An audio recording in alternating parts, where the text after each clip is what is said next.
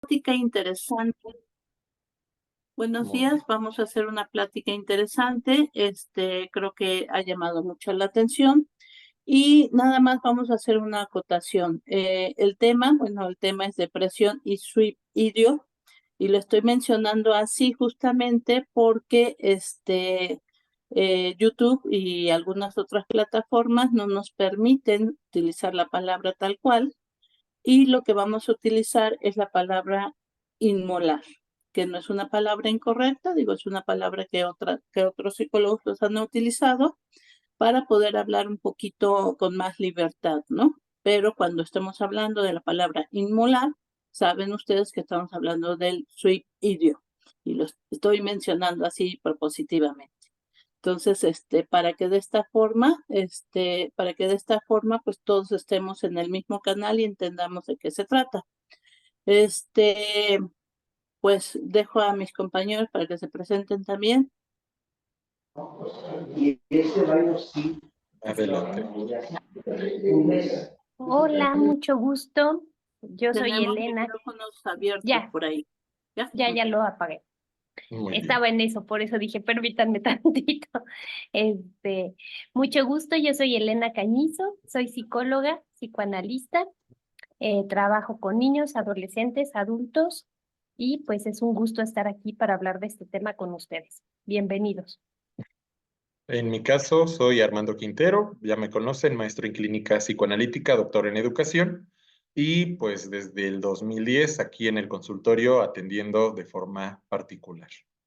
Y aquí pues nos acompañamos con este tema que es bastante polémico, pero que vale la pena pues compartir. Si tienen alguna duda, si tienen alguna acotación, pueden hacerlo tanto por chat como pueden levantar la mano y en ese momento no interrumpen, pueden preguntar. Muchas veces nos pasa que tenemos una idea y no la decimos al momento y a veces pasa la oportunidad de poder aclararla al momento.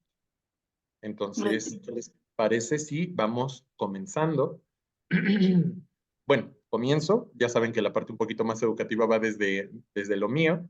Entonces, la palabra depresión no es una palabra que se origina en la parte de la psicología clínica o del psicoanálisis, sino que es una palabra que inicia desde la parte de la orografía, es decir, desde la medición del terreno e implica literalmente, bueno, viene del latín que significa encogimiento o disminución, y cuando se hacía una observación del terreno, literalmente una depresión es una zona disminuida, es decir, una zona con un nivel por debajo de lo normal.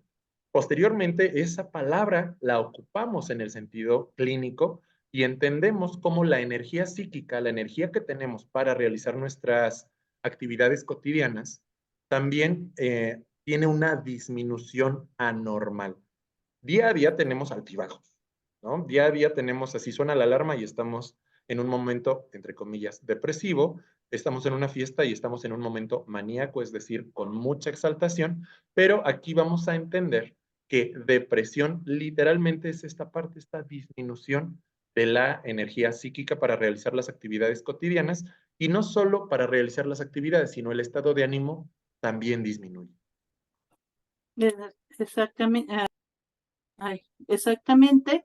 Yo quiero continuar un poco con esto. Desde la parte del psicoanálisis, y de la parte clínica, este, antes no existía esto como depresión, como lo entendemos actualmente. Esto tiene ya más una connotación que va más en lo médico y en lo psiquiátrico y que nosotros ya vamos entendiendo, aun cuando más adelante Juan David Ignacio, que es este psicoanalista argentino, él ya le pone un acento y unas características muy especiales a la depresión.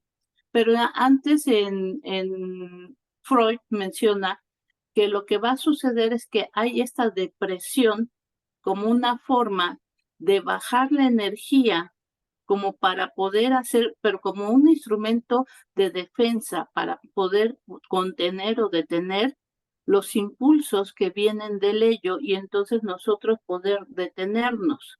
Y con esta forma nosotros no llevar a cabo cosas que pues en nuestro inconsciente o en nuestra energía psíquica están queriendo realizarse y que entonces de alguna forma y de ahí van a partir los síntomas, porque cuando nosotros no podemos llevar a cabo algo, empiezan a aparecer algo sustitutivo y empieza a aparecer lo que son los síntomas, ¿no? Pero que entonces lo que está queriendo decir es que también esta forma de deprimirnos es una forma de mantenernos de cierta forma con vida. Y es interesante porque más adelante vamos a hablar esto de la inmolación, de que entonces qué es lo que está pasando si se supone que la depresión también pudiera ser una estrategia como para mantenernos con cierto grado de vida y de no llevar a cabo algunas cosas, algunos actos, por ejemplo. Entonces, yo quiero ponerlo en lo biológico, quizá para que, o en lo de animales también, para que entonces nosotros podamos entender un poco de qué se trata. Cuando hay una lucha de unos animales, por ejemplo, unos leones que están tratando de conseguir el reinado de la manada, empiezan la pelea estos dos animales y uno de ellos pierde. Y al perder entonces se tiene que retirar. Cuando se retira, se va entonces a una caverna, una cueva, un lugar donde está más protegido y baja o deprime toda su energía para utilizar la energía que le reste para recuperarse. Y poco a poco va recuperándose y va subiendo de energía. Y cuando sube de energía, entonces vuelve otra vez a salir a buscar otra vez una pelea para poder ahora tener una manada. Entonces, esto lo quiero llevar a lo que estaba mencionando anteriormente. ¿Qué quiere decir esto? Que este animal tiene que deprimirse, tiene que deprimir esta energía, porque si no, maníacamente, a lo mejor lo que haría, porque el ello así él lo está pidiendo, que quiere reproducirse, que quiere tener esta manada, saldría inmediatamente a buscar, después de la pelea que perdió, a buscar otra pelea. ¿Se imaginan qué pasaría si un león que acaba de perder, o alce, o el animal que ustedes gusten, sale enseguida, después de haber perdido esta pelea, sale a buscar otra pelea? ¿Qué pasaría con este animal? Pues evidentemente perdería la vida. ¿Por qué? Porque está muy lastimado. Entonces, eso es lo que decía Freud en su artículo, creo que de 1923, el de síntoma, se me fue, ansiedad y el otro, no me acuerdo, en donde decía, hay que bajar esta energía para hacer que el ello sea detenido y que entonces no salga y actúe nada más, ¿no? Y entonces hablaríamos, yo creo que más adelante vamos a estar hablando de esta parte que ya mencionó también Armando, de lo maníaco, ¿no? O sea, de cuando nosotros no nos detenemos y el ello sale impulsivamente. Aquí lo dejo. En este sentido, podemos entender que todo mundo, todas las personas, incluidos animales, tenemos un nivel de energía psíquica. Y aquí vale la pena aclarar, cada ciencia tiene su propio lenguaje y cuando los terapeutas hablamos de depresión, no necesariamente estamos hablando de una enfermedad. Cuando hablamos de trastorno depresivo o cuadro depresivo, ahí sí nos estamos refiriendo a una enfermedad, a un síndrome, a una manifestación clínica, pero a veces cuando escuchamos a un psicólogo o a un psicoanalista, a un terapeuta decir, está en un momento depresivo, no necesariamente es tristeza, sino una disminución de la energía y así como este ejemplo del león, a los seres humanos nos pasa lo mismo. Cuando hacemos un deporte, cuando vamos a una fiesta, cuando vamos a trabajar o a la escuela o incluso cuando tenemos relaciones de amigos, alternamos entre momentos maníacos, es decir, con exaltación, con energía, y que no hablo de trastorno maníaco, solo estados maníacos, mucha energía. Cuando estás en el momento depresivo es cuando suena la alarma en la mañana, estás con baja energía, no te da, es más, las sábanas pesan 1 tonelada. Pero cuando suena varias veces la alarma y te das cuenta que ya pasó media hora y ya se te hizo tarde, vas al estado maníaco. En una fiesta pasa lo mismo. Si te vas a una fiesta y te gustan las fiestas, puedes incluso llegar a amanecer y no te da sueño o no te da el mismo sueño como cuando estás en un momento aburrido o que te desagrada. En ese sentido, no hablo de cuadros clínicos, sino de manifestaciones. Ahora sí, aterrizando en esta parte de depresión, la palabra depresión tiene un sentido social muy negativo. Hay una asociación, hay un colega docente que decía, el sentido común es el menos común de los sentidos. Y este sentido común nos hace en la sociedad asociar depresión psicológica con tristeza y nos hace pensar que la persona con depresión es una persona triste o desanimada, es una persona con voluntad pobre o que no es capaz de manejar sus emociones o que con un estado de ánimo débil.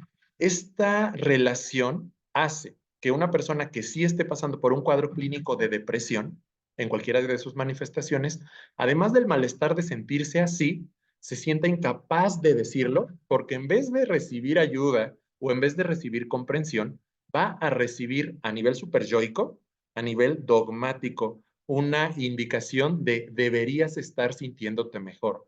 Oye, échale ganas, oye, sé feliz. Y la persona sabe que ya le echó ganas, no se trata de voluntad, sabe que muchas veces no se trata de un desencadenante exterior porque es multifactorial, pero nuevamente vemos esta relación, esta significación social que tiene la depresión, así como de repente vemos la relación que hay de locura con enfermedad mental y que tampoco hay una relación directa, pero en el sentido común lo vemos como si fuera muy lógico. Ah, está deprimido, es una persona débil. Ah, está deprimida, es una persona que no le echa ganas. En ese sentido, yo quería como retomar, ¿no? La Sí. parte coloquial donde se dice cuando alguien se ve triste, ay, está deprimido. Bueno, la depresión va mucho más allá de un síntoma que podría ser la tristeza o el estado de ánimo. Este síntoma de estar triste es muy importante como, pues, descriptivamente de la depresión, pero no necesariamente es el único, ¿no? Y una persona triste no necesariamente está deprimida. Es parte de o sea, la depresión es un síndrome es un conjunto de síntomas que se relacionan entre ellos, y que van más allá. Pero bueno, es un síntoma muy importante, tanto que ayuda o se clasifica a la depresión como como una enfermedad, o un diagnóstico de el estado de ánimo, ¿no? O sea, es un síntoma bastante característico e importante, pero no necesariamente es el único que define una depresión. Bueno, quería decir justo también que la cuestión anímica es parte de bueno, un complejo de síntomas como puede ser el autorreproche, que también es importante en la depresión. El autorreproche es donde la persona constantemente está diciendo, no sirvo para nada, esto no lo puedo hacer, nada vale la pena, yo soy un inútil, lo que sea. Ese es un síntoma también importante para diagnosticar una depresión clínica, ¿no? Porque muchas veces podemos estar tristes, pero no deprimidos clínicamente hablando. Vamos a irnos metiendo poco a poco en el diagnóstico. Pero bueno, los autorreproches, el estado de ánimo, como ya bien decían Armando y Diana, decaído, ¿no? También esa es otra cosa importante. Este, alteraciones en el dormir, en el comer, ¿no? En toda como nuestra situación física, ¿no? Hay algún desbalance, algún desajuste importante, bueno, entre otras cosas que vamos a ir definiendo, pero sí quería hacer la aclaración que estar triste no quiere decir estar deprimido, como decía Armando en la Y parte coloquial, ¿no? Es alguien triste y ya se deprimió. No, va más allá de esto, ¿no? Es una situación de un diagnóstico, de una enfermedad que hay que estar muy atentos. No es de échale ganitas y vamos a estar bien, ¿no? Es más complejo. en este sentido, podemos darnos cuenta que la parte clínica debe ser, o los terapeutas debemos ser muy sensibles porque a veces la depresión se parece a otros cuadros o tiene comorbilidades con otros cuadros, es decir, otros padecimientos. Por ejemplo, una persona con duelo, es decir, que acaba de perder algo importante, un ideal, una situación, realmente una persona, un animal, ¿no? Una situación pues va a estar en duelo, no necesariamente en depresión.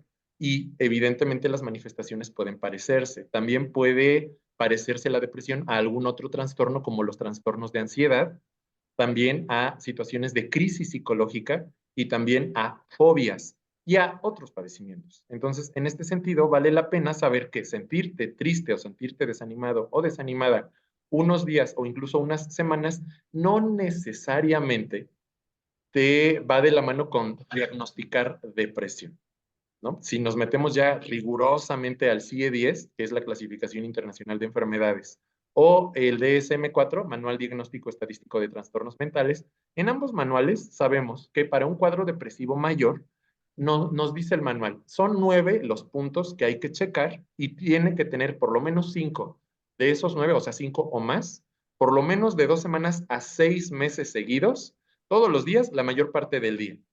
¿Y cómo son estos síntomas? Bueno, sí puede ser un estado de tristeza o de disforia o irritabilidad, depende de la edad de la persona. Ese es uno solo de los puntos.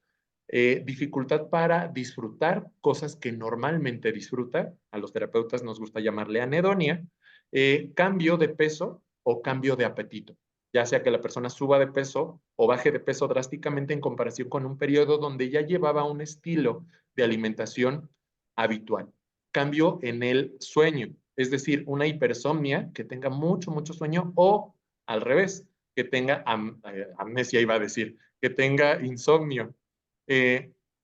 También puede haber un cambio motriz, ya sea que se exalte, que tenga muchos movimientos o al revés, que se vuelva muy lento, como Igor, el de Winnie Pooh, sí, muy lento.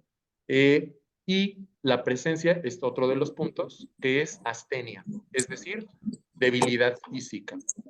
Sentimiento de culpa es otro de los puntos, o de inutilidad, sentirte inútil, sentirte una persona que vale poco o que vale la pena que reciba castigo. Y los últimos dos es una disminución de la capacidad intelectual, porque como está rumiando todo el tiempo la persona con depresión, principalmente sobre lo que ha pasado mal, sobre lo que merece o no merece, no puede tomar decisiones que normalmente tomaría.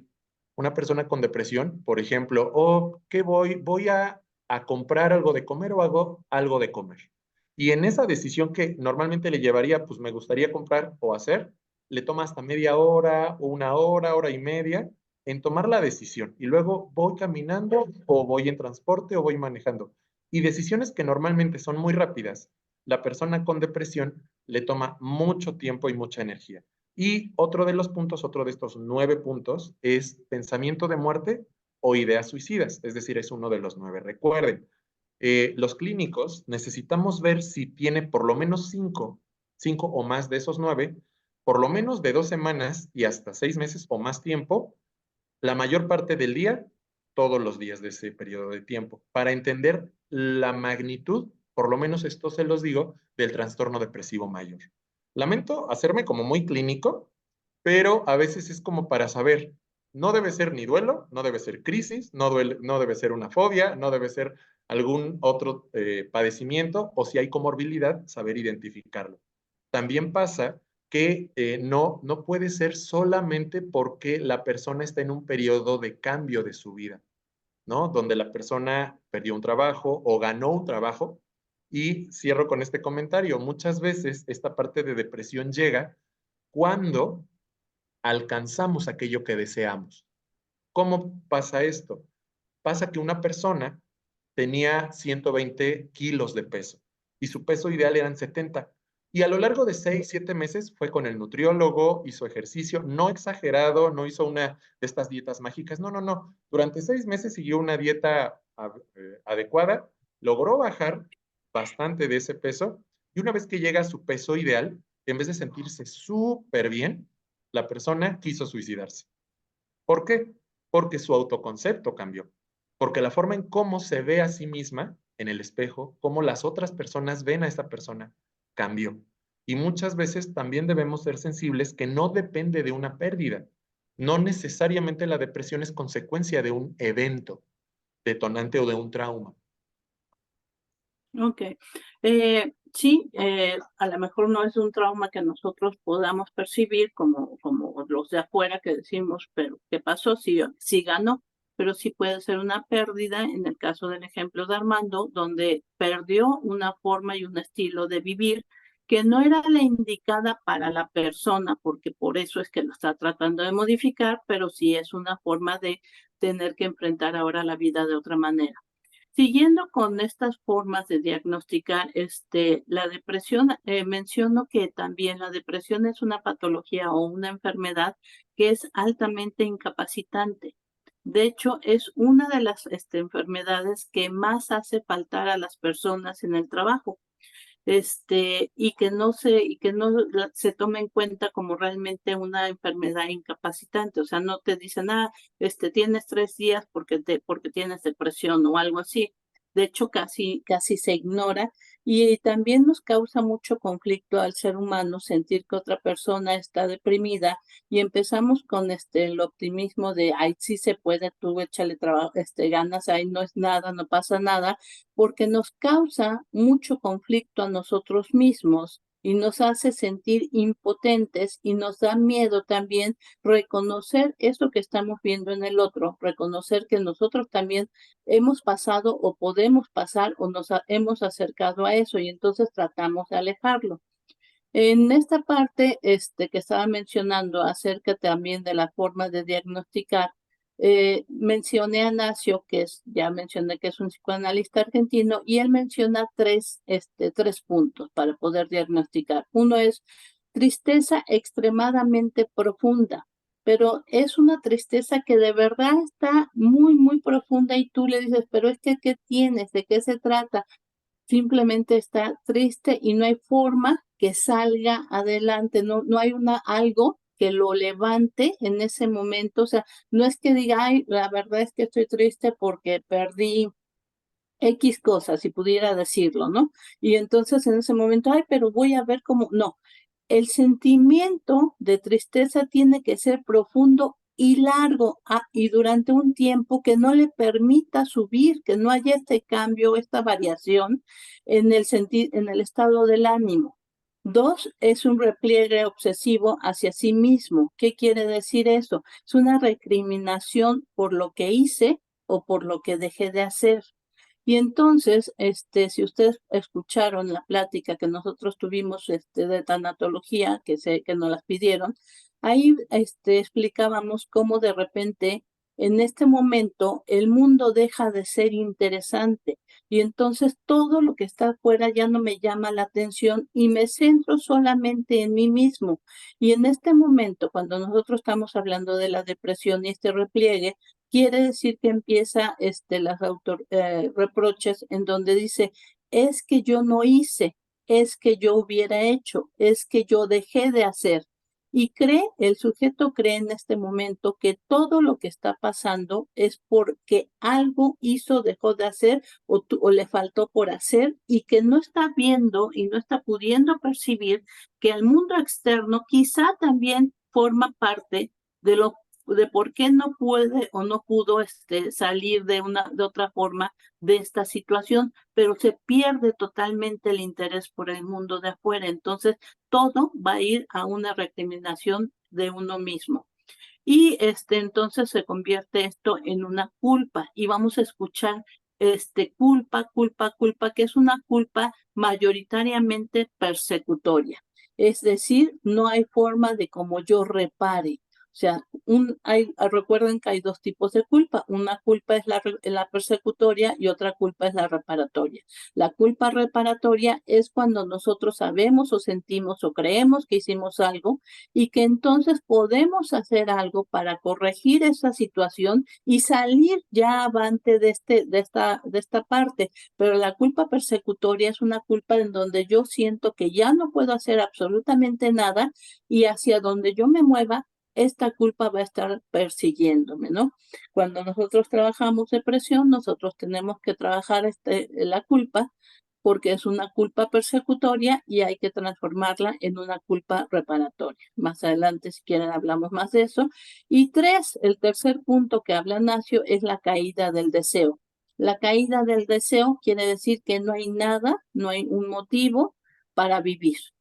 Entonces nosotros, cuando también trabajamos depresión, nosotros tenemos que investigar en el paciente qué es lo que lo ata a la vida. porque aun cuando él no lo logre identificar, es nuestro trabajo empezar a identificar qué es lo que lo tiene atado aquí, y sobre todo si es una persona que está yendo a un tratamiento, es porque en el fondo, de manera muy inconsciente, él sabe que hay algo que lo está atando a la vida y que por eso está pidiendo ayuda. Si él creyera que no hay nada que lo ate a la vida, pues simplemente ya no estaría. Entonces, de esta manera, nosotros también tenemos que ir identificando cuál es su motivo para vivir, pero que en el discurso van a escuchar ustedes que hay una caída del deseo. Y esos son los 3 puntos que Ignacio pone para poder identificar la depresión. En este punto vamos a entender que hay muchas formas de abordar la depresión. Y una de estas formas parece contradictoria, pero tiene que ver mucho con el narcisismo. En la parte clínica entendemos al narcisismo como amor propio y al trastorno narcisista vamos a entenderlo como un ego, como que la persona se siente más especial, como que la persona se siente superior a los demás. Pues resulta que la depresión puede entenderse como una manifestación narcisista. ¿Por qué?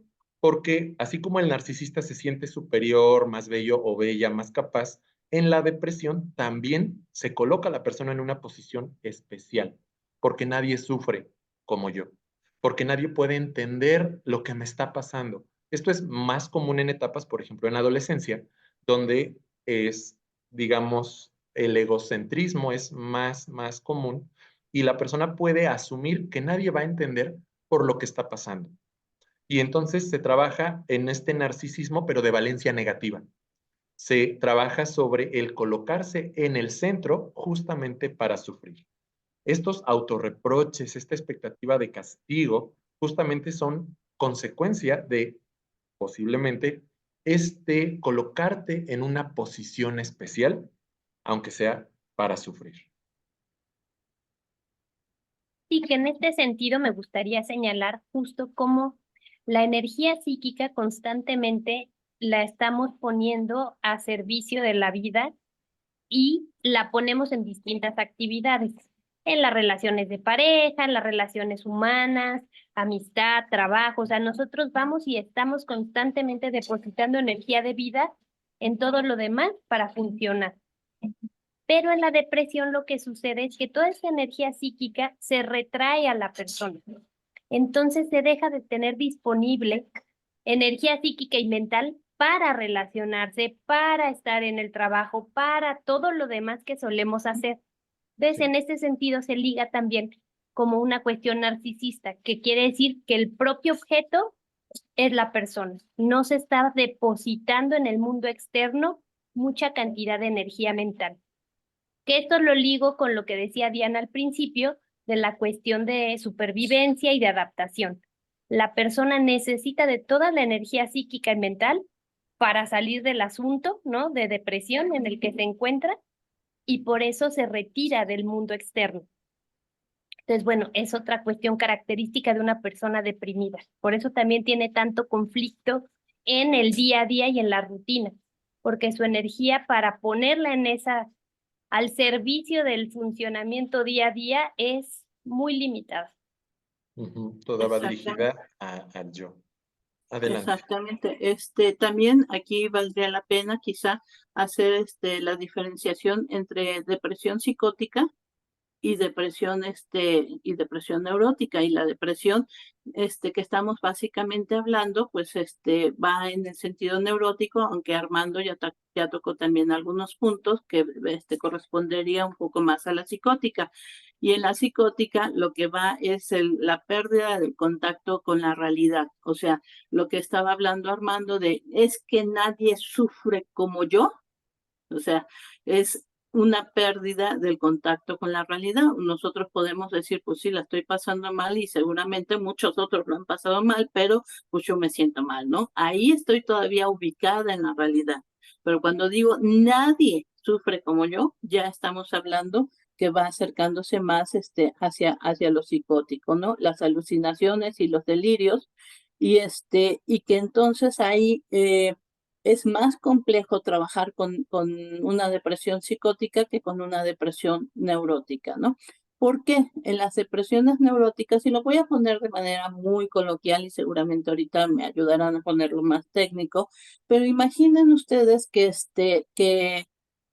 digo, no imaginen, todos ustedes o ubiquen todos ustedes alguna pérdida que hayan tenido, y que algo los haya deprimido, pero ustedes saben que que fue un momento que actualmente lo pasaron y que bueno, si llegan a pasar otra vez por ello, pues saben que va a volver a salir, que vamos a poder salir nuevamente. Y eso nos da un parámetro de realidad en donde entendemos que no nos vamos a quedar ahí eternamente, que vamos a ir saliendo.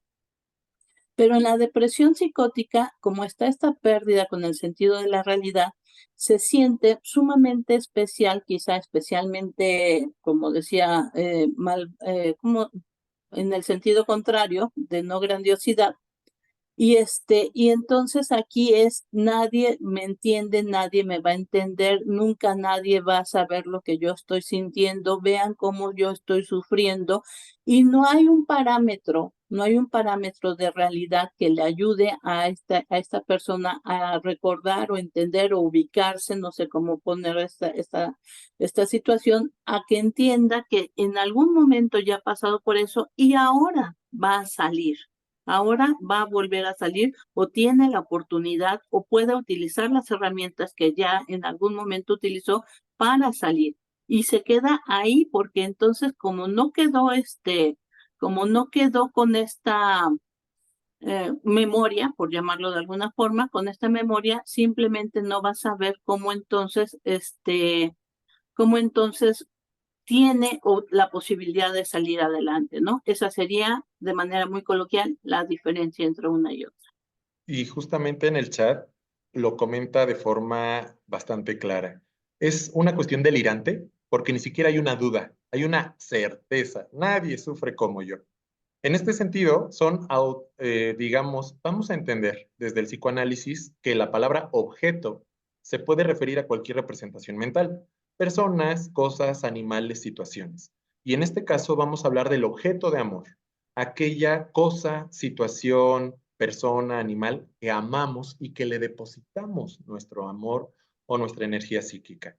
Cuando es hacia nosotros mismos, pues es una cuestión narcisista, pero resulta que usualmente estos autorreproches, esta situación de sentirse la persona menos valorada, la que merece castigo, normalmente no son autorreproches, son heterorreproches.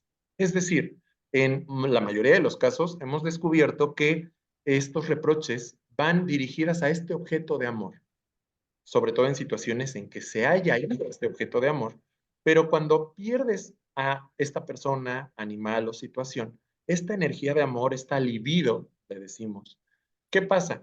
No queda flotante del todo, se regresa, se introyecta a la propia persona y entonces estos reproches que originalmente iban dirigidos a esta situación, persona o cosa que se fue, que te abandonó, que no quiso estar, que no te demostró cariño, se introyecta y ahora van dirigidas a la propia persona. Entonces, una característica de esto o una característica de la depresión es que usualmente la persona suele no ocultar estos reproches necesariamente. Suele estar en el fondo demostrándoselo a este objeto que termina siendo parte del propio sujeto.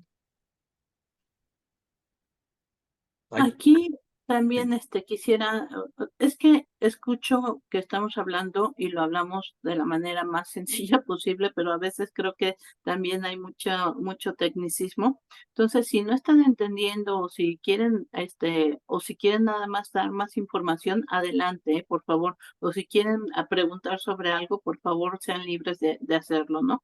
Ya sea en el chat o levantando la mano. Es un tema un poco complejo, creo yo. en este sentido, vamos a comprender que está el día 13 de enero como Día Mundial contra la Depresión y en el 2020, no recuerdo qué estudio, pero la depresión clínica pasó de ser la quinta o el quinto lugar a el segundo lugar en enfermedades que causan muerte y que causan discapacidad. O sea, vale la pena aclararlo porque sí es una manifestación clínica real. muy común, como para ser el segundo lugar en enfermedades discapacitantes o asociadas a muerte de quien las padece.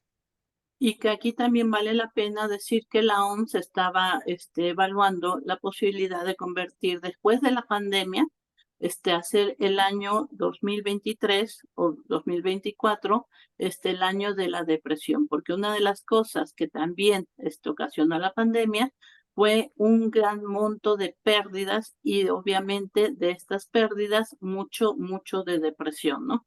Entonces, que es uno de los temas que actualmente, si tienen ustedes pacientes, estarán viendo que pues llegó mucha gente con este trastorno, para poder tratarse, ¿no? Y en este sentido, lo podemos entender. En el chat nos dice, me gustaría, si se puede, pensar en posibilidades de intervención. Parte de cómo entendamos la depresión va ligada a cómo intervenimos con la persona. Hay perspectivas teóricas desde la parte cognitiva conductual donde dan estrategias, pero si la persona tiene bajo interés en el exterior y está teniendo un ego ensalzado, pensando, lo que necesitamos hacer es entender cómo es esta realidad. Sabemos que la intervención, sobre todo en depresiones crónicas, cuadro depresivo mayor, es real y no vamos a hacer caso omiso de que suele ser ideal poder colaborar con algún otro especialista, por ejemplo, para una intervención farmacológica, algún antidepresivo. No siempre es necesario. Tenemos nosotros desde la parte clínica que entender cuál es la realidad de la persona, la realidad psíquica. Si es una depresión endógena o exógena, por ejemplo, es decir, si tuvo un desencadenante externo o si tiene que ver con neurotransmisores y una realidad interna. Porque nuevamente no hay una receta universal de, tiene depresión, entonces vamos a intervenir de esta manera. Primero hacemos este acompañamiento, este entender cómo la persona vive su vida. Por eso a veces la gente se enoja con nosotros. Es que ya fui a una sesión y no me dice qué hacer. Bueno, es que en esa sesión necesito permitirme o sea, que me conozcas para saber si soy de confianza, pero conocerte en todas las áreas. Está muy bien. Y le dije que si puedo avisarle a él o ya está acá, difícil que le pase los nombres. Sí, ponle a Nayeli Macías y Araí Macías. ¿Qué? Ahorita como estamos en la actualidad de género, ahorita me considero una mujer dejada. Nayeli Macías Rodríguez no tiene otro nombre entonces. No. No encuentro quién es quien está. Ya muteé, pero no. Pero no se escucha, Armando. No, no te escuchas tú y se escuchaba otro audio, Armando. A ver, ya me desmuteé. Ya, ¿Qué tanto ya. me escucharon? Es que entró un audio de alguien más Ajá. y yo apagué micrófonos y se seguía escuchando, entonces Sí, yo también. escuchamos, Armando. Entonces, vale la Falla pena técnica, lo entender siento. que no hay una regla universal o una receta de cómo intervenir. Primero es darnos la oportunidad de que la persona, sobre todo las primeras sesiones, nos conozca para saber si vamos a ser de confianza y nosotros conocer a la persona, porque siempre es un trabajo en conjunto. Entonces, si la persona está en una parte crónica, evidentemente le sugerimos, oye, ve con el neuropsicólogo, ve con el psiquiatra, ve con el, no sé, con otro especialista para checar la parte de los neurotransmisores, la parte interna, y al mismo tiempo checar la parte de la realidad psíquica, de cómo entiende su realidad, de qué entiende un problema y de cómo lidia con sus problemas. Entonces, en ese sentido, lo que les decía, a veces los abogados o los médicos de repente llegan a decir, ay, es que ya fui 2 sesiones y no me dice qué hacer. Y es de, bueno, evidentemente la intervención va en otro orden, ¿no? En un orden donde no te voy a decir qué hacer, no por desinterés o porque no sepa. No te digo qué hacer para que puedas confrontar con la angustia, para que puedas escucharte a ti mismo o a ti misma y para que puedas, con la compañía terapéutica, resolver, comprender, acomodar aquello que haya que acomodar. Estoy totalmente de acuerdo con lo que dice Armando, aunque sí yo creo que podemos empezar a buscar, o sea, lo escuchamos y gracias a ese acompañamiento y esa escucha vamos a empezar a detectar qué es lo que todavía lo detiene en la vida, ¿no? O sea, qué es lo que hace que esté todavía anclado en esta vida, y podemos ahí, por ejemplo, empezar a partir qué es el motivo que lo está sosteniendo. Tanto así como decirle, mira, ahora vas a escribir o ahora vas a hacer, o no, pero sí vamos a ver qué cosas hay o qué motivos son los que están pudiendo que él quiera todavía seguir viviendo y que esté pidiendo ayuda. Quiero mantener o quiero decir también en cuestión de contratransferencia. Cuando nosotros estamos trabajando con un depresivo, muchas veces ustedes se van a dar cuenta o van a detectar que es depresión porque el terapeuta, es decir, nosotros empezamos a sentir mucha pesadez. Sí. Pero no es una pesadez de que digas, es que anoche me desvelé, o es que anoche no pude dormir bien, o es que hice ejercicio y ahorita ya estoy totalmente cansado, sino es muy, muy característico de la depresión, porque nosotros podemos estar trabajando bien con un paciente o estar tranquilos o ser el primer paciente del día, es decir, estamos con toda la energía. Llega este paciente y empieza uno a sentir que empieza a tener sueño, empieza a cabecear, empieza inclusive como a querer dormirse. Y se va el paciente, y cuando se va el paciente, nosotros enseguida recobramos la energía. Entonces, transferencialmente, esa es una forma de detectar la depresión. Aun cuando el paciente no esté manifestando esto de tristeza o de que me quiero morir o cosas así, nosotros podemos detectarlo porque una de las herramientas que nosotros vamos a utilizar como psicoanalistas es la contratransferencia, lo que nos provoca el paciente. Y esto es una de las cosas que nosotros vamos a detectar porque es muy característico. Entonces el paciente sale y de nuevo recobramos la energía. Y el paciente viene y otra vez volvemos a caer en esta somnolencia. Y uno dice, ¿qué está pasando? Y es una de las formas en cómo más claramente nosotros podemos identificar qué es lo que está pasando. Bueno, el deprimido, imaginemos otra vez un ejemplo muy coloquial, como un vaso de unicel que está perforado, y la perforación es muy pequeña, o sea, apenas con una aguja muy, muy finita, y entonces lo llenamos de agua. Y como está perforado, parece que sí se llenó, pero se va vaciando, se va vaciando, se va vaciando muy lentamente. Entonces, ¿qué es lo que sucede y por qué la gente le huye también tanto a los depresivos? Porque uno dice, échale ganas, mira, sí puedes, y vacía esta energía en el vaso de la otra persona. Pero como está perforado, esta energía empieza a irse. Y nosotros lo vemos como que, ay, sí, me siento muy bien, y al rato otra vez está en lo mismo. Y provoca inclusive hasta cierto enojo. Es que no estás queriendo hacer las cosas. No, no, es que no puedes sostener esa energía, no tienes energía para estar funcionando.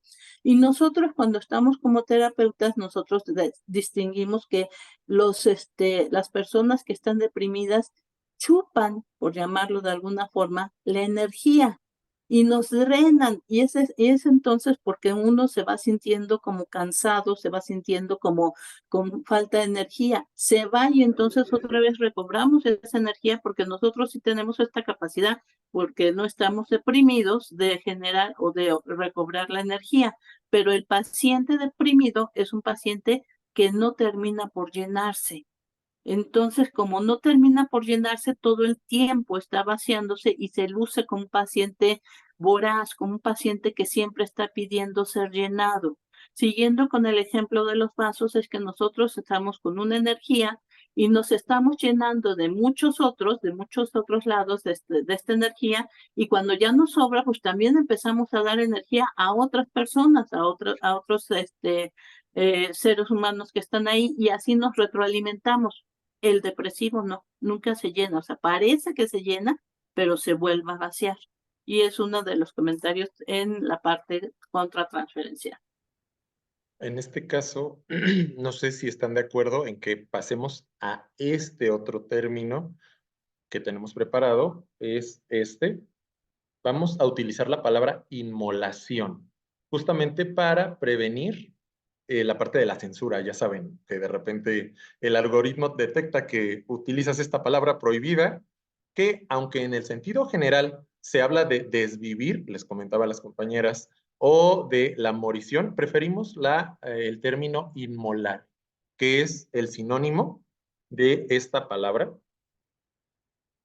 y que en muchos textos técnicos podemos conocerlo. Vamos a entenderlo como hacer este acto, el acto de inmolar, de forma voluntaria.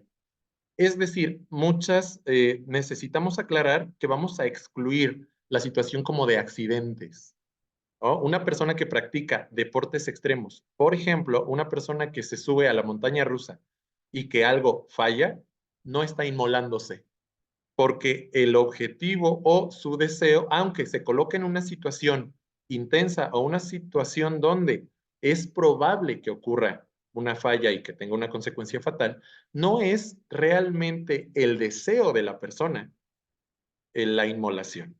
En este caso, se asocia a un sufrimiento psíquico y a desesperación.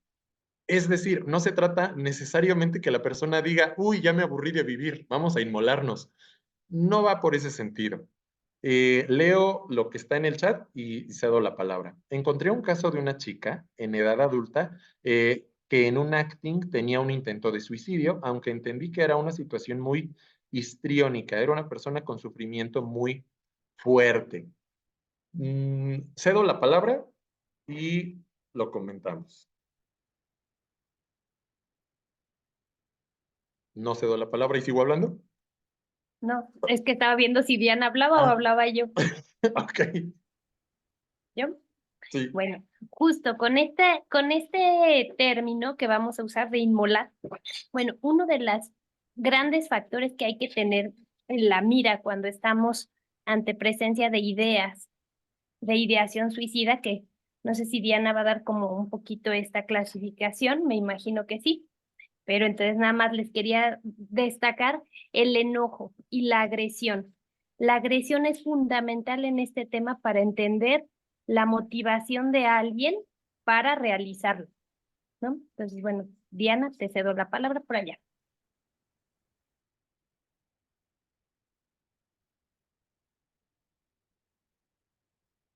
No te oímos. ¿Ya? Ya. Ok. Sí, nosotros vamos a ver la parte donde nosotros vamos a estar evaluando el riesgo de inmolación, ¿no? O sea, tenemos que hacer un registro nosotros para poder ver en qué grado estamos con este paciente. Uno es una ideación, o sea, ideación de inmolación. Generalmente dicen, pues sí, a lo mejor un día no despierto está bien, o sea, estamos viendo que ahí está una idea que no se ha concretado, solamente pues a lo mejor si yo no despierto esto estaría bien. Más adelante estaría la idea de, bueno, pues a lo mejor podría yo hacerlo de esta forma, lo cual ya estamos hablando de planeación. Y el tercero sería este acto, ¿no? En donde lo que estamos haciendo es que nos dice o nos llega el paciente en donde dice yo ya lo hice de esta forma, pero falló. O sea, ya es un acto, pero falló. Nosotros tenemos que estar revisando en qué nivel estamos con este paciente y empezar a ver otra vez juntando esta parte de qué es lo que lo detiene o lo puede detener aquí en la vida.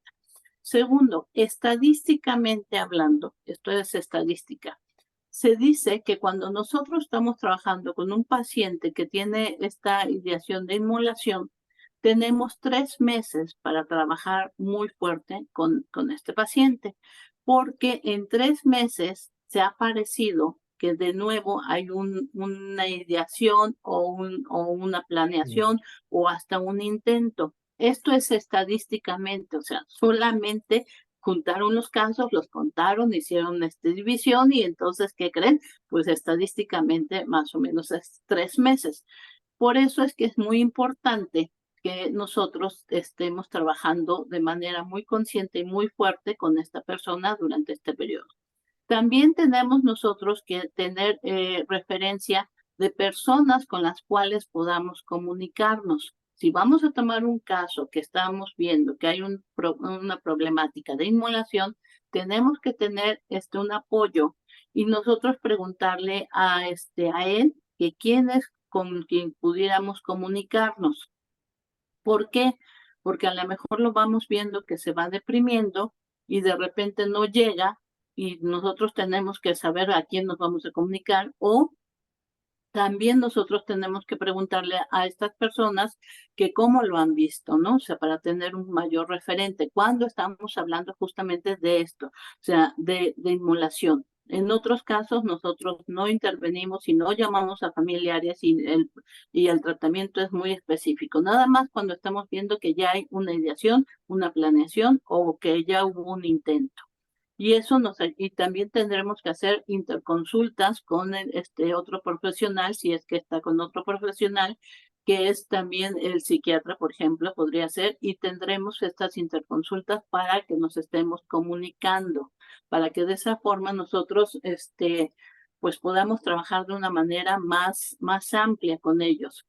Y posteriormente, pues iremos viendo cómo va evolucionando el caso, ¿no? Aquí lo dejo.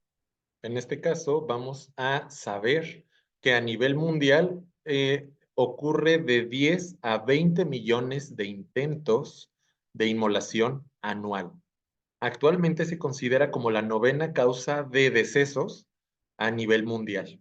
Es decir, hay otras causas que producen justamente muerte, pero es la 9ª causa. Y en el caso, sí hay una diferencia en cuestión de hombres y mujeres. No es necesariamente una diferencia biológica, no se ha determinado una causa unidireccional o algo, pero ocurre de 3 a 4 veces más en hombres que en mujeres. Entonces, también la representación o cómo se entiende el proceso de inmolación o el acto de inmolación va cambiando mucho, depende de la religión, depende de la cultura e incluso depende del código penal o de la ley, porque en muchos lugares es considerado un delito, incluida Latinoamérica.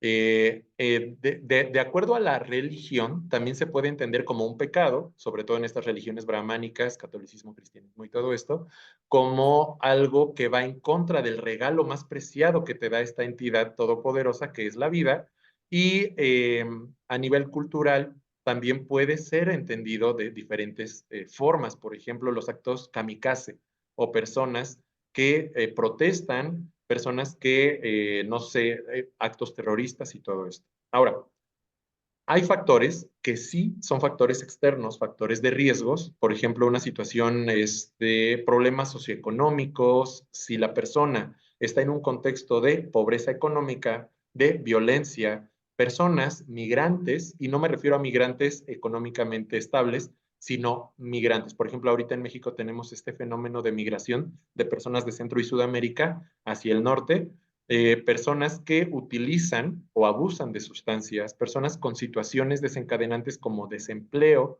o que sufren discriminación o que tengan algún tipo de estigma social. Por ejemplo, personas con algún tipo, lo voy a decir como ya no se dice, pero personas con discapacidad, donde literalmente hay condiciones psíquicas, fisiológicas, médicas, que generan mayor dificultad de poder llevar una vida, vamos a decirlo así, llevadera.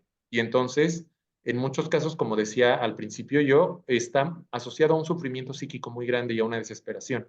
Y en este caso, la inmolación tiende a hacer este acto no necesariamente como un acting o un acto fallido, que en la parte clínica lo explicamos de esa manera, pero no siempre es un pasaje al acto, por ejemplo.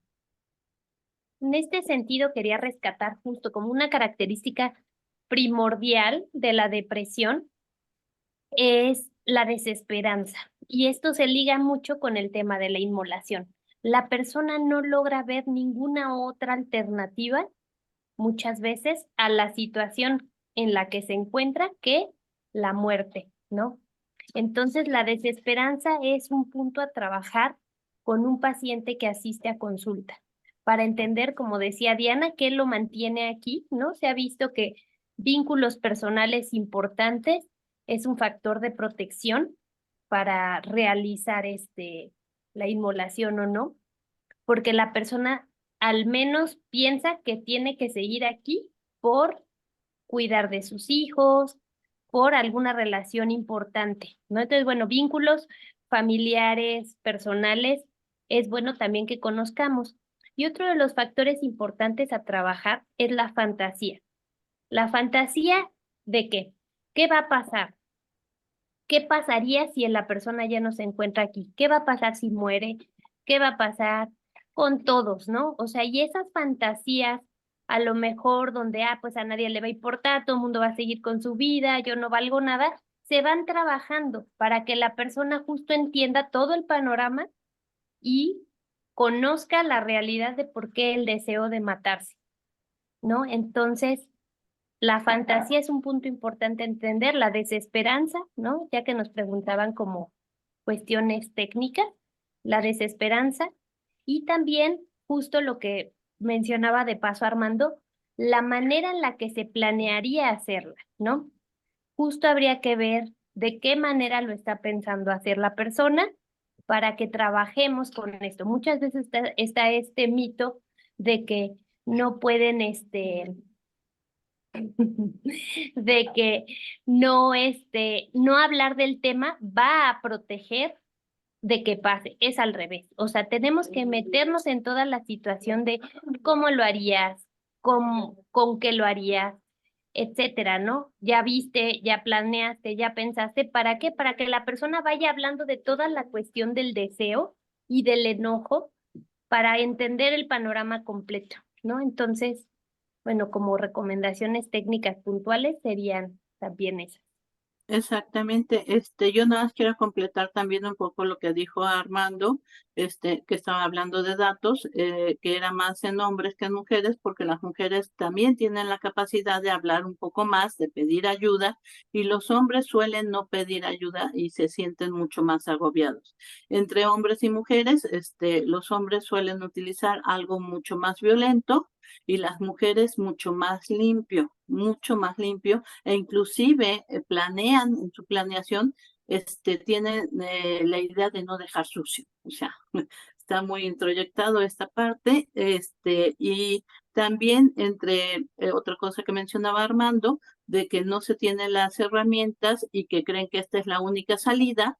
Es por eso que también en los adolescentes se ve mucho esto. ¿Por qué? Porque los adolescentes tienen muy pocas herramientas para poder entender que es un proceso que se da y que va a pasar y que hay formas alternas de solucionar y que entonces gracias a que están aquí con su terapia pueden encontrar estas formas alternas, ¿no? Pero sí se da también mucho en esto que es con los adolescentes.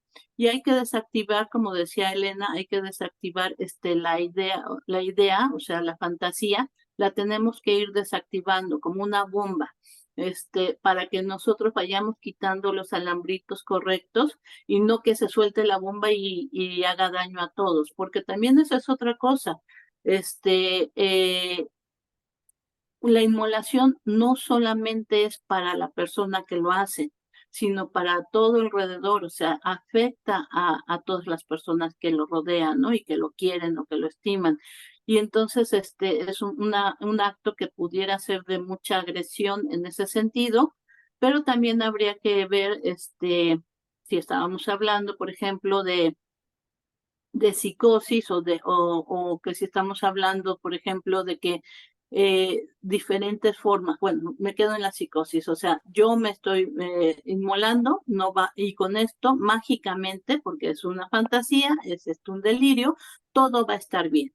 Si ustedes se acuerdan de la película del efecto mariposa, él busca muchas salidas alternas, para que todos estén bien y se da cuenta que la única forma de que todos estén bien es que él desaparezca y comete inmolación en el vientre materno, ¿no? Entonces la idea psicótica es, si yo desaparezco, todo va a estar bien. Ese es un delirio, es algo que no está situado en la realidad. Las otras personas es, yo no encuentro algo más neurótico, sería, yo no encuentro una salida, no le encuentro y creo que es la única forma en que yo voy a detener este dolor. Si se dan cuenta, son dos diferentes formas de ver este mismo acto, ¿no? Entonces tendríamos que estar viendo también de qué estamos hablando, si de algo más neurótico o estamos hablando de algo más psicótico. También vemos inmolaciones, pues que son encubiertas. Por ejemplo, cito la película de la ballena, es donde él, y no estoy hablando del sobrepeso ni nada de eso, no quiero entrar en ese tema, sino que simplemente él tenía herramientas, tenía dinero como para estar en una mejor forma, pero ahí vemos clarísimo el sentimiento de culpa, estamos viendo la desesperanza, estamos viendo los autorreproches, ahí se ve todo esto que estamos hablando, estamos viéndolo. Quítenle ustedes el que sea con sobrepeso o no, porque no quiero entrar en ese tema específicamente, pero ahí se ve la depresión y posteriormente el desenlace, que es una inmolación y que está encubierta. O sea, uno diría, ay, falleció de enfermedad. No, él propició todo para ir haciendo esto y que fuera una inmolación encubierta, ¿no? Que también tendremos que estar muy atentos a ver en dónde está esta parte de Thanatos, ¿no? Ahí lo dejo. En este sentido, vale la pena tomar uno de los primeros escritos, 1890, sí, 1897, Emile Durkheim, que nos habla en su libro El suicidio, que es un fenómeno individual. Así se llama el libro, ¿eh? Entonces, ¿qué responde a causas sociales? Es decir, puede ser un acto egoísta o un acto altruista en pro de el grupo de pertenencia, en pro de que sabes que va a estar mejor el grupo de referencia o de pertenencia. Ahora, esta es una acotación porque vale la pena aclarar. Muchas veces la persona comete inmolación no porque voluntariamente pretenda ya no vivir, sino que a veces vamos a pensarlo como un acto fallido, ¿no? Como un acting, más bien como un acting, donde la persona, por ejemplo, ¿qué pasa si tú vas, voy a poner de ejemplo a Angélica, ¿qué pasa si Angélica se va a una fiesta? Y resulta que dice que va a llegar a casa, Angélica de 15 años, va a llegar a casa a las 11 o 12 de la noche. Y resulta que la fiesta está tan buena que son las 4 de la mañana y entonces dice, ya me voy porque me van a regañar. Y entonces va manejando, en el ejemplo, va manejando y en la prisa por llegar temprano, acelera más. No por la urgencia de inmolarse, sino por la urgencia de llegar lo más temprano posible. ¿Y qué pasa? No vio un alto, había un tractor, había un bache, termina volcando y termina como la parte de inmolación. Aquí necesitamos hacer la aclaración de que la inmolación como tal sí implica una ideación, sí implica en muchos casos una planeación y que no se trata de un acto a consecuencia de una situación que esté viviendo, por ejemplo, en la etapa adolescente, donde yo le digo a Diana, ahora es Diana adolescente, oye, cuando subas en moto usa casco, oye, no subas a 80 kilómetros por hora, y entonces Diana no dice, es que quiero dejar de vivir. Al contrario, quiero vivir y quiero saber qué se siente estar en moto sin casco a 200 kilómetros por hora. Evidentemente, eso en la adolescencia que implica este deseo de experimentar, en muchos casos termina en situaciones fatales, no porque haya un deseo legítimo de ya no vivir, sino es un deseo de experimentar con intensidad una realidad y de tocar, por lo menos de forma tangencial, hasta dónde se manifiesta la ley, una ley moral, una ley social o una ley física que te frene.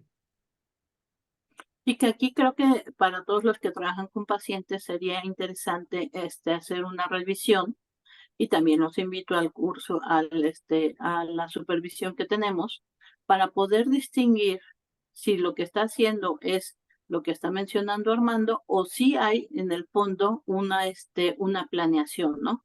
O si es algo más encubierto o si es o detectar hasta depresiones, porque también me regreso un poquito antes y podemos ver depresiones reactivas, depresiones en donde todo esto que se mencionó no se da. O sea, y lo que estamos viendo es que a lo mejor es una persona que está enojada o una persona que está más activa, que una persona que no cumple los ítems que vienen en los manuales, pero que sí se encuentra ahí la depresión y entonces hay que detectarlos. Yo lo mencionaba hace un rato, que a veces justamente la contratransferencia, si estamos trabajando bien, nos ayuda también a detectar, o sea, las patologías podemos detectarlas también con contratransferencia, ¿no? O sea, nos permitimos dejarnos sentir y eso nos ayuda a detectar la patología. Hasta aquí. Hay comorbilidades y a diferencia de solo la depresión psíquica, en el caso de la inmolación, sí vale la pena saber que casi el 100% de las veces hay comorbilidad, es decir, presencia de otras manifestaciones clínicas como, ahora sí, depresión, como trastorno bipolar, como trastornos psicóticos como esquizofrenia, trastorno límite de personalidad y uso o abuso de sustancias, ¿no? Como marcadores que nos hacen saber que la persona no lo está pasando bien y que vale la pena, por lo menos mi recomendación, no etiquetar a la persona como, la persona ya está allí. No se trata de no poner etiquetas ni nada, pero tampoco tratarla como el diagnóstico, ¿no? Con pincitas de no vaya a ser que ahora te inmoles si cometo este error, porque eso ahora nos transmitiría contratransferencialmente parte de la angustia que está o que estaría viviendo la persona con ideación de inmolación. Ujú.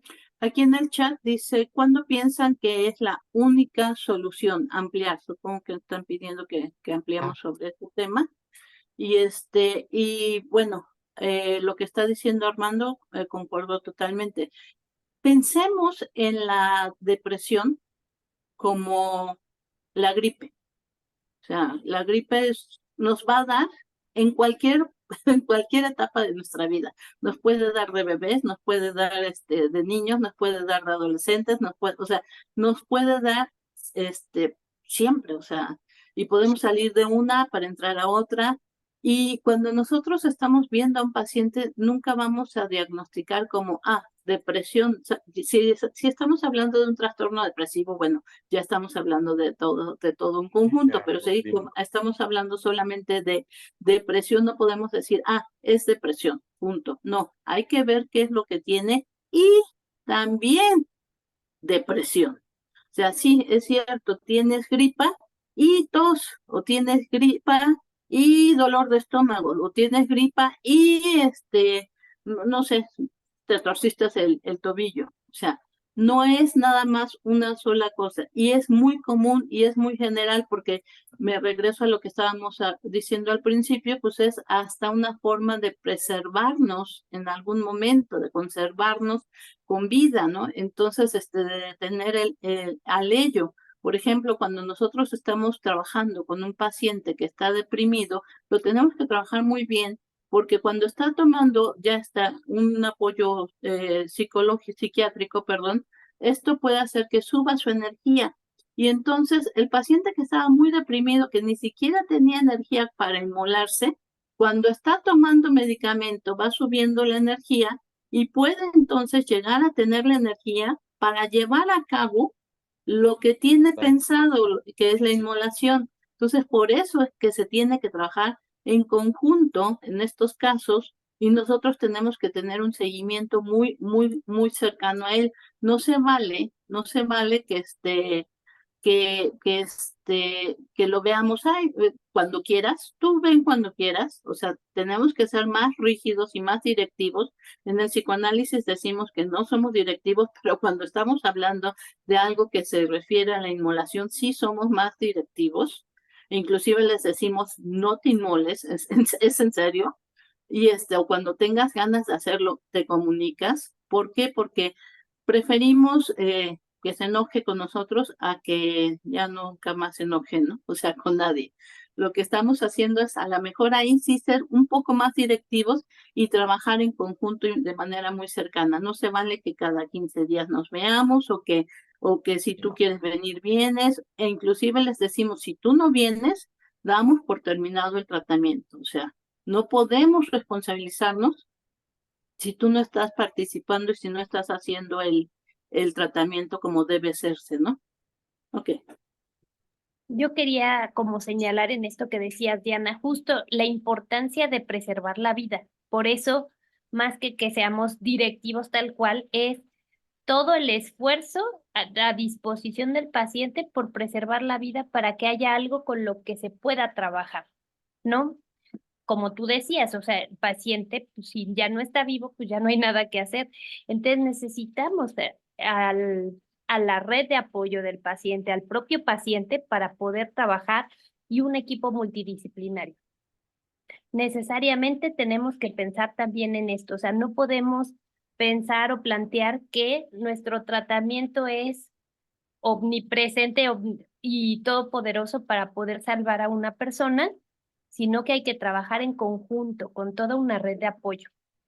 Y quería también, como retomar lo que decían aquí en el chat, esto de la desesperanza, ¿no? Y de cuándo es cuando ya no se ve ninguna otra solución. Para eso estamos hablando de las fantasías. Es Sí. importante conocer por qué el paciente piensa en inmolarse, ¿no? ¿Qué fantasías hay alrededor? Para entender justo qué posibilidades de acción tenemos o no, que el paciente las ve o no las ve, ¿no? Y así también nosotros podemos ir planteando estrategias para, pues, preservar la vida, ¿no? Y bueno, como también van comentando en el chat, sí, no todas las casos de inmolación, el paciente está deprimido, ¿no? Por ejemplo, en el caso que comentan acá de un señor que con un internamiento por una enfermedad decide inmolarse ese mismo día, ¿no? A lo mejor ahí, pues la identificación con sus papás enfermos que comentan aquí que hubo cáncer, fue intolerable y decidió actuarlo de impulso y se suicidó, ¿no? Se inmoló ese día, disculpen, la costumbre. Entonces, Me bueno, pasó. cada caso es hecho a la medida el traje, ¿no? O sea, cada caso hay que entenderlo particularmente, se trata de generalizar, pero eso sí, cada aviso de cualquier persona que está pensando en hacerlo se tiene que tomar con la mayor seriedad del mundo. Sí. No esta idea, ay, está queriendo llamar la atención, ay, está queriendo manipular. Todo pensamiento expresado de este tipo hay que tomarlo en serio, ¿no? Y hay que Sí. actuar al respecto. Aquí, Diana, adelante. No, rapidísimo. Y acuérdense que como expresarlo no quiere decir que la persona diga tal cual la palabra. O sea, ay, es que me quiero inmolar, voy a ocupar esta, para tener o entenderlo como una pedida de auxilio. O sea, no, hay veces que no dicen esto, pero nosotros vamos detectando lo que ya mencionamos con anterioridad, y eso es lo que nosotros vamos a tomarlo como una llamada de atención para poder trabajarlo. Inclusive cuando llega la persona a tratamiento y nosotros nos damos cuenta de de todos estos puntos que hemos hablado, nosotros les preguntamos, oye, ¿me estás hablando de que estás pensando o crees que sería buena idea inmolarte? Y como decía esta Elena, no es que nosotros le inyectemos la idea. De hecho, nosotros le podemos decir eso y nos puede decir, si no lo está pensando, estás loca, ¿cómo crees? O nos puede decir, sí, qué bueno que me lo preguntaste. ¿Así? Exacto. Aquí es ofrecer la posibilidad a la persona de expresarse y de conocer su propio deseo. Muchas veces en su vida cotidiana, en cuanto escuchan a una persona sentirse mal, sentirse triste, sentirse enojada, amigos y familiares, ¿qué hacen? Siéntete bien, le dan consejos, amiga, date cuenta, amigo, date cuenta, cuando muchas veces lo que la persona necesita más que un consejo es escucharse y validar lo que piensa y lo que siente.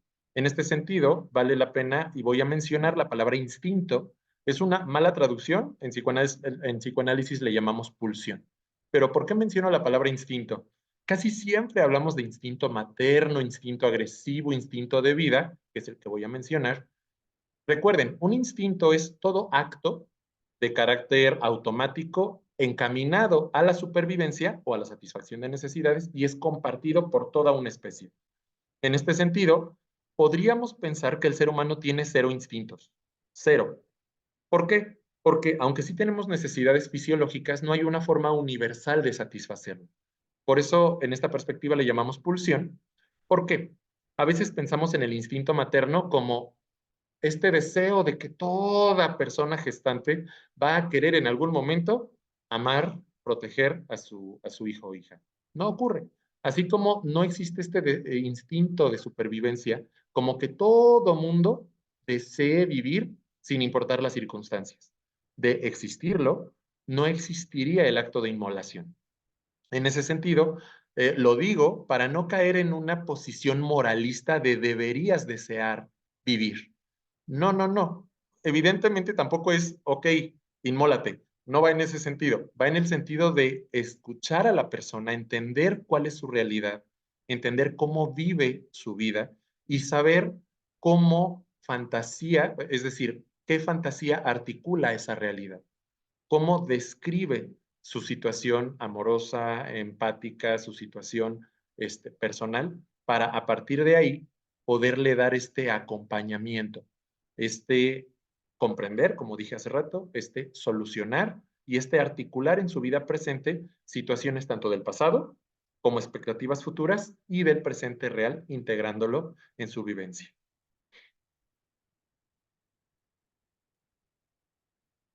Aquí quisiera algunos ejemplos que ustedes nos pusieran de películas o de libros que hablen de este tema y nada más para ver eh, qué es lo que les ha quedado de esta información, ¿no? O sea, ¿qué más les falta? ¿A dudas, preguntas? No sé, Ah, es ahí verdad. creo que ahí El tiempo faltan. ya. Sí, sí. Dice 5 minutitos. las simulaciones pasivas, dice cómo también están los para inmulación. Angélica, no entiendo muy bien esto que estás queriendo decir. No sé si mis compañeros lo entienden o nos puedes ampliar un poquito más. Es Angélica Corona. También habla creo que es un tema que está despertando también muchas, inquietudes, ¿no? Y digo muchas porque están preguntando. Y es Sí. que sí, hay un texto que es Lo ominoso de Freud, que justamente nos habla de este sentimiento, vamos a llamar en lenguaje cotidiano terrorífico, este sentimiento que nos genera cuando una persona pierde el deseo de vivir. Vamos a llamarlo como perder el deseo de vivir. En este sentido, vamos a tener que saber desde dónde lo vivimos nosotros, desde lo personal, para desde lo terapéutico poder dar este acompañamiento y evidentemente esta solución. Digamos, nos comenta Ulises que si puede compartir nuestros contactos a personas con ideas de inmolación. Pues sí, Claro que sí. somos terapeutas y evidentemente parte de nuestro trabajo es ser sensibles a la necesidad de, pues no todo mundo cuenta con este acercamiento o no todo mundo sabe con quién acercarse cuando la está pasando mal, ¿no? En este sentido, pues con confianza. Al contrario, gracias, Ulises. Hago un comentario. Había una vez una canción de Gloria Trevi que hablaba de la inmolación, de que ese día quería inmolarse. Y me acuerdo que muchos padres de familia, se enfadaron y dijeron que cómo era posible, que estaba incitándolos a hacer este acto. Y en realidad no, lo que estaba haciendo era una catarsis y que las chicas que cantaban esa canción les funcionaba también como catarsis e Sí. inclusive les quitaba o se quitaba, no les quitaba, no tenía el poder esa canción, ¿no? O sea, ni la intérprete, o sea, pero se quitaban un poco esa presión, esa idea de poder hacerlo. Y esto es una de las cosas que quiero transmitir. Lo que voy es, mientras menos miedo le tengamos a hablar del tema y expresarlo, hay una mayor probabilidad de que esto no se cometa, ¿no? De que la inmolación no se lleve a cabo.